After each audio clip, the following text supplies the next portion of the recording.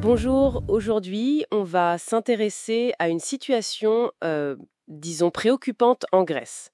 Imaginez presque un tiers des consommateurs, 32% pour être précis, n'ont pas réglé leur facture d'électricité en 2024. C'est juste énorme. On a consulté plusieurs sources, notamment des rapports de l'autorité de régulation d'énergie grecque, la RAEY, et puis aussi des articles de Tovima. Et tous parlent d'une dette totale qui atteint 3,2 milliards d'euros. Oui, 3,2 milliards.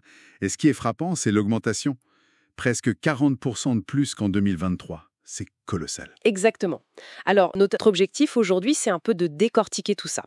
Comprendre les causes, les conséquences de cette crise énergétique. Allons-y. Bon, la première cause qui ressort partout, sans surprise, c'est... L'inflation? Oui, l'inflation et puis la hausse générale du coût de la vie. Ça a étranglé mes ménages, mais aussi les entreprises, j'imagine. Tout à fait. Les deux sont touchés. On parle quand même de 2,6 millions de compteurs en souffrance. C'est considérable. Il y a un autre phénomène qui vient s'ajouter, qui est assez inquiétant. Les sources appellent ça les défauts stratégiques. Ah oui, ok. C'est-à-dire?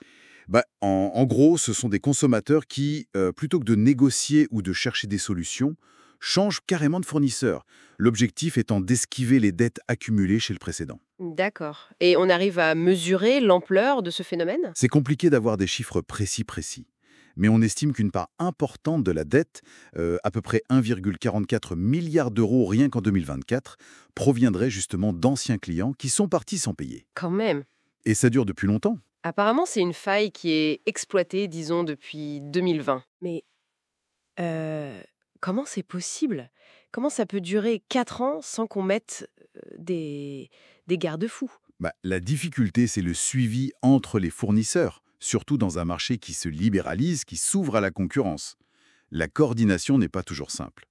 Et le résultat, au final, c'est que ce coût, cette dette non recouvrée, elle pèse sur qui? Sur les bons payeurs. Ah oui, forcément. Oui, via des tarifs plus élevés.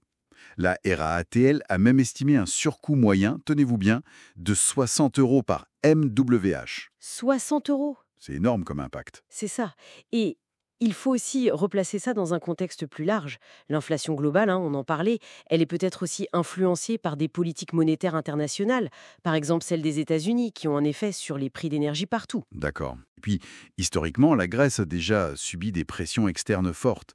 On peut penser à cette loi très controversée de 2009-2010. Laquelle? Celle qui avait été un peu imposée par l'Allemagne et le FMI, et qui liait le paiement de certaines taxes, des impôts fonciers, je crois, directement à la facture d'électricité. Ah oui, je m'en souviens. Payez vos impôts ou on vous coupe le courant, en gros. Voilà, c'était ça l'idée. Imaginez la pression sur les ménages des gens en difficulté. Et aujourd'hui, concrètement, cette accumulation de dettes, ça donne quoi comme conséquence? Elles sont multiples. D'abord, il y a un vrai risque de troubles sociaux. L'accès à l'énergie, c'est vital.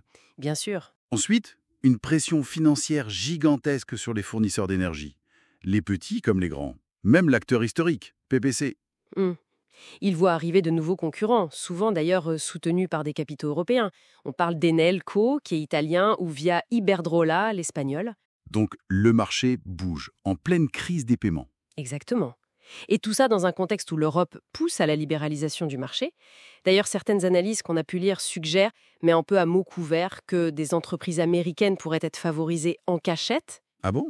Oui, mais sincèrement, dans les sources qu'on a consultées, il n'y a pas vraiment de preuves concrètes de ça. C'est plus de l'ordre de la spéculation pour l'instant. D'accord. Et au-delà de ces aspects éco et régulation, il y a l'humain derrière ces chiffres, j'imagine. Mais complètement. C'est ça le plus terrible, en fait. Les sources évoquent des situations très dures. Des familles qui doivent littéralement choisir est-ce que je paye ma facture d'électricité ou est-ce que j'achète à manger? C'est terrible. Oui. Et ça montre bien le niveau de détresse. Le fait qu'on voit circuler des appels à la grève des paiements, c'est un signal fort. Oui, c'est un signe de ras-le-bol généralisé. Mais attendez, vous parliez de contexte, de paradoxe. Il y a un chiffre qui m'a vraiment sauté aux yeux dans les articles de Tovima. Ah oui, lequel? Ils disent que la Grèce a augmenté ses exportations d'électricité de 76% en 2024. Ah oui, c'est ça le paradoxe. Mais comment c'est possible?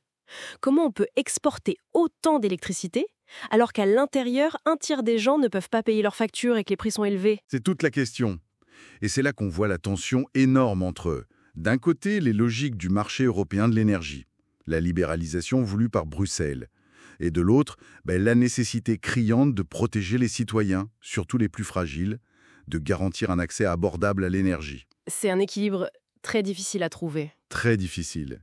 Et si on ne trouve pas de solution, de rééquilibrage, le risque de coupure massive, il n'est pas à écarter. On a vu ça ailleurs, malheureusement. En somme, cette situation grecque, c'est un peu un miroir grossissant des défis qu'on rencontre un peu partout, non?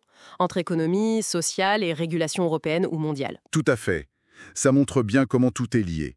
Les systèmes énergétiques, la stabilité sociale, les influences globales. Ça donne vraiment matière à réfléchir sur la façon dont on gère ces équilibres fondamentaux. Merci beaucoup pour cet éclairage très complet. Merci à vous. Et merci à tous de nous avoir suivis pour cette analyse.